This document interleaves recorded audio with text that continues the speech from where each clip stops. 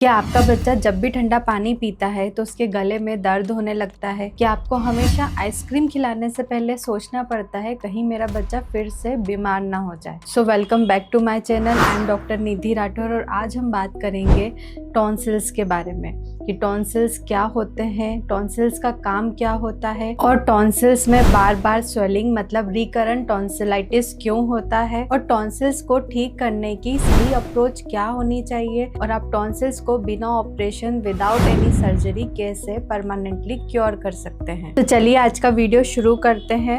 और अगर आप इस चैनल पे नए हैं तो हमारे चैनल को सब्सक्राइब जरूर करें। और अगर आपको या आपके बच्चे को बार बार टॉन्सिलाइटिस होता है तो इस वीडियो को पूरा एंड तक जरूर देखें। देखिए, टॉन्सिल्स हमारे इम्यून सिस्टम का एक बहुत ही इंपॉर्टेंट ऑर्गन है। इसको ऐसे समझ सकते हैं जैसे कि टॉन्सिल्स आपके बच्चे के गले के सिक्योरिटी गार्ड है।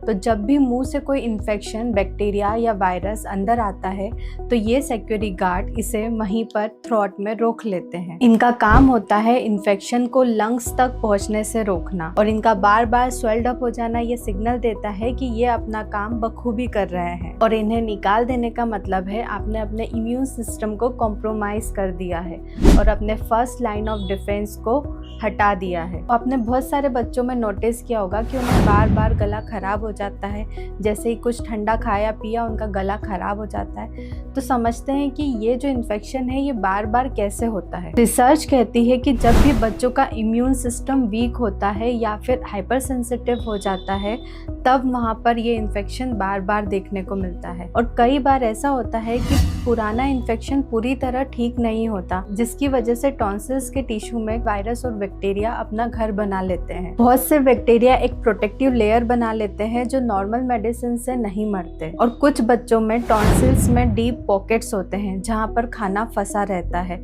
जिसकी वजह से इन्फेक्शन उन्हें बार बार होता है। और देखिए, जब इन्फेक्शन बार बार होता है तो ये जो इन्फेक्शन है ये क्रॉनिक बन जाता है, जिसको हम बोलते हैं क्रॉनिक टॉन्सिलाइटिस। जब बार बार होने वाला इन्फेक्शन पूरी तरीके से ठीक नहीं होता और बार बार सप्रेस होता रहता है तो ये इन्फ्लामेशन क्रॉनिक बन जाता है और जो टॉन्सिल्स होते हैं वो परमानेंटली स्वेल्ड अप हो जाते हैं। अब इस वीडियो के मेन पार्ट पे आते हैं कि टॉन्सिलाइटिस को ठीक करने की सही अप्रोच क्या होनी चाहिए। देखिए, जब भी हमें कोई एक्यूट थ्रोट इन्फेक्शन होता है तो हम ज़्यादातर क्या करते हैं कि हम पेन किलर या एंटीबायोटिक लेके उसे सप्रेस कर देते हैं।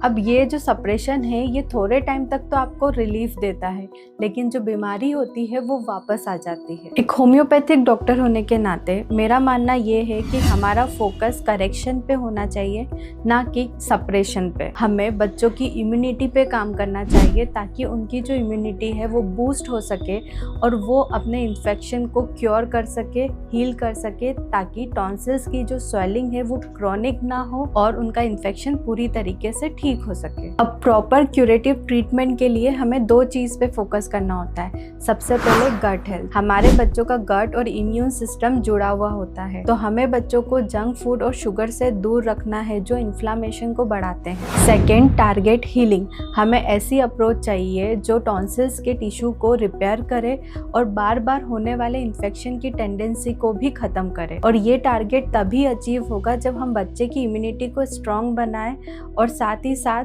जो इन्फेक्शन हुआ है उसको पूरी तरह क्योर करें, ना कि सिर्फ टेम्पररी रिलीफ प्रोवाइड करें। तो अगर आपके बच्चे को भी बार बार रिकरेंट टॉन्सिलाइटिस होता है या बार बार उसका गला खराब होता है जब भी वो कोई ठंडी चीज खाता है या फिर ठंडी हवा में जाता है और अगर वो बीमार होता है तो इसका मतलब ये है कि जो उसका इंटरनल रेजिस्टेंस है वो वीक है। और ध्यान रखिए कि हर बार दी जाने वाली हेवी एंटीबायोटिक्स बच्चों के गट और लीवर दोनों को हार्म करती है। तो अगर आपके बच्चे को भी बार बार टॉन्सिल्स होते हैं और आप सर्जरी नहीं करवाना चाहते तो आप नीचे दिए गए नंबर पे कंसल्ट कर सकते हैं, लेकिन कंसल्टेशन पेड है तो वही लोग कॉल करें जिन्हें वाकई में ज़रूरत है। और कोशिश करें कि अपने बच्चों को कम से कम या एंटीबायोटिक फ्री बचपन दे पाएं, क्योंकि जो एंटीबायोटिक्स है वो बच्चों के gut bacteria, immune system, liver damage सब पे इफेक्ट करती है। और एक चीज हमेशा ध्यान रखिए कि किसी भी ऑर्गन को निकाल देने से अच्छा है कि आप उसे क्योर करें, उसके इन्फेक्शन को ख़त्म करें और उस